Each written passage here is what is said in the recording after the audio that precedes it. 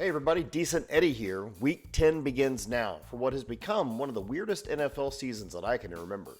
It does make it exciting for the casual viewer, but it makes it a little bit nutty for sports bettors. Never wager more than 10% of your bankroll in total across all your wagers in a day, right? Remember that. Live to fight another day, friends.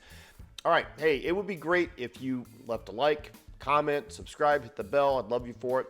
Hey, one more thing before heading in. Even though I've been doing this for about 20-ish years, never take what I say or what anyone else says doing this on faith alone, all right? Always research your picks before putting your money on anything. At least one injury report, all right? Let's get into the Week 10 Thursday game. It's Raiders versus Broncos. This is a Decent Eddie confident pick for the Broncos, who have a 20.8 differential in my data, where I'm currently at 82% accuracy for the year. The market favors the Broncos by 9.5 points and are giving them an 83% chance to win straight up. The over-under is set at 42.5 points. All right, hey, let's make a quick note here. Who's actually trying to be the consistent great team of 2025? Because I don't really know.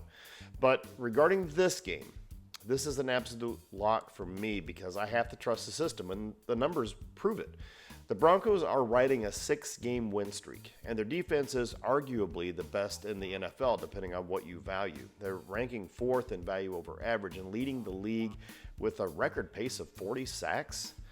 They're returning to Mile High, where their offense averages 31 points a game. In stark contrast here, you've got the Raiders, who are struggling to score basically anywhere in a row. I mean, they're horrible on the road.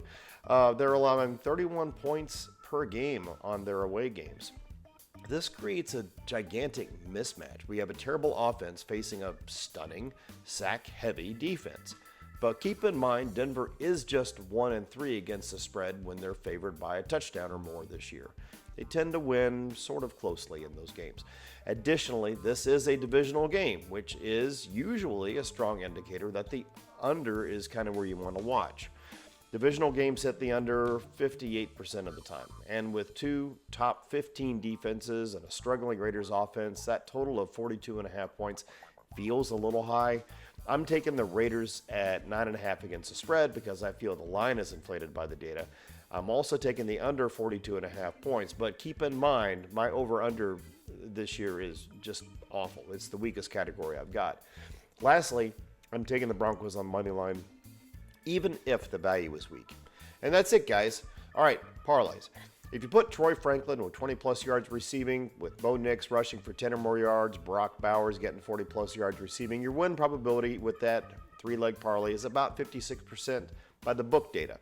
I will always endorse a three-leg parlay with odds between -400 and -450. If you do that, your odds are going to stay at or above 51%, which is what we want. Regardless of what you choose, I never recommend more than a three-leg parlay due to the risks of combined probabilities. All right? Never spend more than 10% of your bankroll in total across all your wagers in a day. Okay? Never chase losses. Do you hear me? And if you need help with a gambling problem, check out my channel's description. All right, thanks for watching, guys. Hey, if you found this helpful at all, hit like, subscribe, tap the bell, leave a comment, do whatever. You can follow me at Decent Eddie Picks on Instagram, Facebook. You can see me on X at Decent Eddie Picks, spelled P-I-X. You can see me on TikTok. I'll post updated team grades there, last-minute thoughts if I have them, in-game thoughts when I have them. But let's see what happens. This is Decent Eddie signing off. Have an awesome day.